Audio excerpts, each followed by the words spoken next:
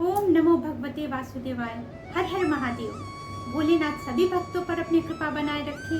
भोलेनाथ सभी भक्तों की मनोकामना को पूर्ण करे। मित्रों, आज मैं चर्चा करूंगी भोलेनाथ के बड़े ही प्यारे से रूप की, और वो है गोपेश्वर महादेव। जो भी भक्त वृंदावन गए होंगे उन्होंने भोलेनाथ के इस गोपेश्वर रूप का दर्शन किया होगा। भोलेनाथ यहाँ गोपी के रूप में वास करते हैं और उसी रूप में यहाँ उनकी पूजा होती है। हर दिन संध्या बेला में उनका श्रृंगार गोपी के रूप में होता है। तो उसी पे आज हमारी चर्चा होगी, लेकिन उसके पूर्व आपसे आग्रह है कि अगर आप चैनल पर नए हैं तो चैनल को सब्सक्राइब कीजिए और वीडियो को लाइक कीजिए। वीडियो में अंत तक बने रहिएगा। आपको मैं सारी बातें बताऊंगी भोलेनाथ के इस गोपेश्वर रूप की। और एक और ख़ास बात बताना चाहूँगी आपसे कि मैंने डिस्क्रिप्शन बॉक्स में अपना व्हाट्सएप नंबर दे रखा है, तो आप मेरे चैनल पर कमेंट करें। और अगर आपकी कोई सुझाव है, कोई अनुभूति है, तो आप यहाँ के अलावा हमारे व्हाट्सएप नंबर पर भी आप अपनी अनुभूति लिख सकते हैं, मुझे बता सकते हैं, जिसकी चर्चा मैं अगली वीडियो में करूँगी। तो चलिए हम बढ़ते हैं वीडियो की ओर और भोलेनाथ के उस प्यारे से रूप की बातें सुनते हैं, उनकी चर्चा सुनते हैं कि क्या है रूप, क्या कथा है गोपेश्वर महादेव की, क्यों भोलेनाथ ने गोपी का रूप धारण किया और कैसे वो कैलाश के भोलेनाथ वृंदावन में आकर के बस गए। तो बात उस समय की है जब श्री कृष्ण बंसीधर गोपियों के साथ रास रचा रहे थे। उनके वंशी की धुन से पूरा ही वातावरण गुंजित हो रहा था। उनके वंशी की धुन से सारी सृष्टि सम्मोहित हो रही थी। हर ओर लग रहा था जैसे कि एक खुशियों का मेला लगा हुआ, बहुत ही अलग अनुभूति हो रही थी। उस समय कैलाश पर बैठे हुए थे भोलेनाथ और उनकी जो तपस्या है वो अचानक जो है बंशी की धुन से उनकी आंखें खुल जाती है, उनका ध्यान भंग हो जाता है। वो मंत्रमुग्ध होकर के उस बंशी की धुन को सुनने लगते हैं और फिर अचानक उठते हैं और वहाँ से कैलाश छोड़ करके जाने लगते हैं। माता पार्वती उन्हें रोकती है और पूछती है कि कहाँ जा रहे हैं आप। तो भोलेनाथ कहते हैं कि मैं नहीं रुक सकता, क्योंकि मेरे कृष्ण जो हैं, मेरे देव, मेरे भगवान वहाँ बंसी बजा रहे हैं, वहाँ रास रचा रहे हैं। मैं यहाँ बैठ करके नहीं रह सकता, मैं उस रास में शामिल होना चाहता हूँ, इसलिए मैं उस रास को देखने के लिए जा रहा हूँ। भोलेनाथ चलते हैं, भोलेनाथ के साथ साथ माता पार्वती चलती हैं, नंदी चलते हैं, श्री गणेश चलते हैं, कार्तिकेय चलते हैं, सभी जाते हैं। अब वृंदावन में निधि वन में पहुंचते हैं। वहाँ अंदर वन में श्री कृष्ण का रास चल रहा है। बंसीधर अपनी मुरली बजा रहे हैं और गोपियां उनके इर्द गिर्द नाच रही हैं। अब भोलेनाथ को तो कोई जाने नहीं देता है अंदर। माता पार्वती तो अंदर चली गई, क्योंकि वो स्त्री थी इसलिए वो चली गई। लेकिन भोलेनाथ को द्वार पर गोपियों ने रोक दिया कि आप नहीं जा सकते। भोलेनाथ ने कहा तो फिर मैं कैसे जाऊंगा। तो ललिता सखी जो हैं, ललिता जो गोपी उनका नाम आता है, सभी जानते हैं ललिता को। तो गोपी ललिता बोलती हैं कि अगर आपको महारास में शामिल होना है आपको तो स्त्री का वेश धारण करना पड़ेगा। अब महादेव हमारे भोलेनाथ, उन्हें तो किसी तरह से शामिल होना है। तो उन्होंने कहा कि अच्छा, स्त्री का रूप में कैसे धारण करूँगा।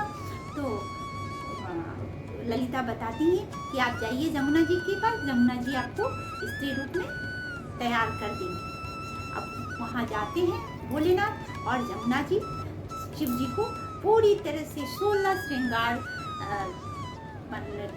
करके और उन्हें एक स्त्री का रूप, एक गोपी का रूप देती हैं। और गोपी का रूप देने के बाद तो भोलेनाथ एक हाथ से घूंघट भी लगा लेते हैं। वो एक हाथ से ऐसे घूंघट करके रखते हैं और महारास में शामिल होते हैं। महारास में जब शामिल होते हैं, रास रचाते रचाते रास ऐसा समय ऐसा होता है कि श्री कृष्ण उस एक रात को इतनी लंबी कर देते हैं, क्योंकि उन्होंने ब्रह्मा जी से एक रात ले ली थी।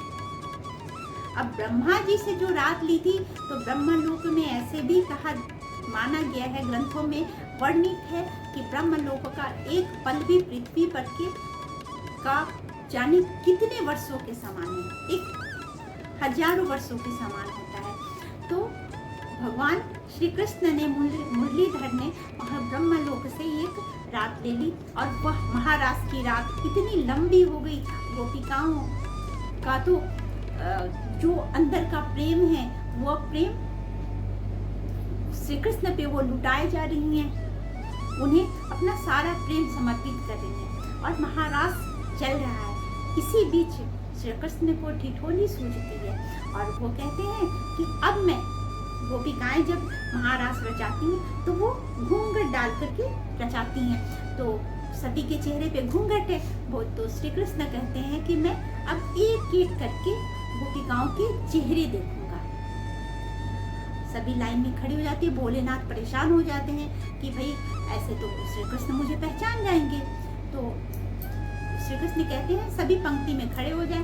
तो उतनी सारी गोपिकाएं हैं, लाखों गोपिकाएं हैं, तो सभी पंक्ति में खड़े हो जाते। भोलेनाथ सोचते हैं ये अच्छी बात हो गई मेरे साथ, अब मैं सबसे आखिरी में जाकर के खड़ा हो जाऊंगा तो मेरी बारी ही नहीं आएगी, अब इतने लोगों को कहाँ से देखेंगे मुरलीधर। वो सबसे आखिरी में खड़े हो जाते हैं। तभी श्री कृष्ण आते हैं और कहते हैं कि मैं उस आखिरी की तरफ से गोपिकाओं को देखूंगा। आखिरी की लाइन की पंक्ति के जो सबसे आखिरी है वहां से मैं चेहरा देखना शुरू करूंगा। भोलेनाथ दौड़ करके सबसे पहले खड़े हो जाते हैं जाकर के पंक्ति में। श्री कृष्ण फिर बोलते हैं अच्छा ऐसा करता हूँ मैं कि मैं पहले से देखता हूँ। अब भोलेनाथ फिर से दौड़ करके आखिरी में खड़े हो जाते हैं। तब श्री कृष्ण कहते हैं कि ये जो गोपिका है मैं सबसे पहले इसी गोपी का चेहरा देखूंगा, क्योंकि ये बड़ा ही शर्मा रही है। तो देखो कि इतना लजा रही है, इतना शर्मा रही है, तो फिर मैं इसी गोपी का चेहरा देखूंगा। भोलेनाथ परेशान हो जाते हैं कि श्री कृष्ण तो पहचान जाएंगे, और वो वहां से जाने लगते हैं। तो श्री कृष्ण आवाज देते हैं, कहते हैं कहाँ जा रहे हो गोपेश्वर महादेव। श्री कृष्ण आवाज देते हैं और सारी गोपिकाएं देखने लगती हैं, राधा जी, श्री राधा जी देखने लगती हैं। तो श्री कृष्ण कहते हैं कि हाँ राधे, ये जो है कोई और नहीं, देवों के देव महादेव हैं जो गोपी का वेश धारण करके आए हैं, इसलिए मैंने इन्हें गोपेश्वर महादेव कहा। श्री भोलेनाथ अपना घूंघट हटाते हैं और श्री कृष्ण और श्री राधे जी को प्रणाम करते हैं और कहते हैं कि अब मुझे अपने पास स्थान दीजिए, क्योंकि इस महाराज को छोड़ करके मैं नहीं जाना चाहता। तो श्री कृष्ण कहते हैं कि ठीक है, आप अब यहीं निवास कीजिएगा, और कालिंदी के पास कालिंदी के निकट निकुंज के पास बंसी वट के सन्मुख भोलेनाथ को गोपेश्वर महादेव के रूप में श्री कृष्ण और श्री राधे स्थापित करते हैं और उनकी पूजा करते हैं, और कहते हैं कि जो भी वृंदावन में आएगा, जो भी व्यक्ति वृंदावन में मेरे दर्शन को आएगा, वो अगर गोपेश्वर महादेव का दर्शन नहीं किया तो वृंदावन की जो उनकी यात्रा है वो अधूरी रह जाएगी। इसलिए यहाँ जो भी आएंगे, जो भी भक्त जाते हैं वृंदावन, वो गोपेश्वर महादेव के दर्शन अवश्य करते हैं और निधि वन के दर्शन अवश्य करते हैं, निधि वन में अवश्य जाते हैं।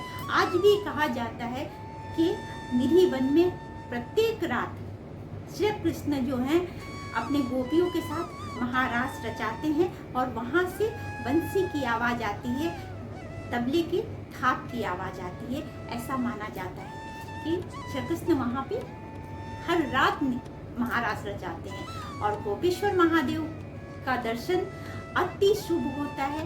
गोपी के रूप में वहाँ भोलेनाथ विराजते हैं, और जो भी भक्त अपनी जो भी कामना लेकर के जाता है उसकी हर कामना पूरी होती है। और प्रत्येक संध्या को भोलेनाथ का जो श्रृंगार होता है वो गोपी के रूप में होता है, वो नारी के रूप में होता है। अर्धनारीश्वर महादेव जो है पूर्ण रूप से नारी बनकर के यहाँ वृंदावन में विराजते हैं। और गर्भगृह के बाहर माता पार्वती, श्री नंदी, श्री गणेश जी और कार्तिकेय जी विराजते हैं। तो ये है कथा गोपेश्वर महादेव की, जो कि श्री कृष्ण के महारास में शामिल हुए और गोपेश्वर के रूप में वहीं श्री कृष्ण की नगरी में वृंदावन में निवास करने लगे। उनका दर्शन बहुत ही शुभ है और सभी फलों को प्राप्त कराने वाला है, फलदायक है। तो आज की जो गोपेश्वर महादेव जी पर हमारी चर्चा थी वो यहीं विश्राम लेती है। और हम सब उनकी प्रार्थना करते हैं, भोलेनाथ की प्रार्थना करते हैं, श्री कृष्ण की प्रार्थना करते हैं कि वो अपनी कृपा दृष्टि हम सभी भक्तों पर बनाए रखें और सभी के जीवन में जो भी समस्याएं हैं, जो भी परेशानियां हैं, उनको समाप्त करें। तो आज की ये इतना ही। आप मुझे विदा दीजिए। सुखी रहिए, संपन्न रहिए, खुश रहिए, भगवान की कृपा आप पे बनी रहे। ओम नमः शिवाय।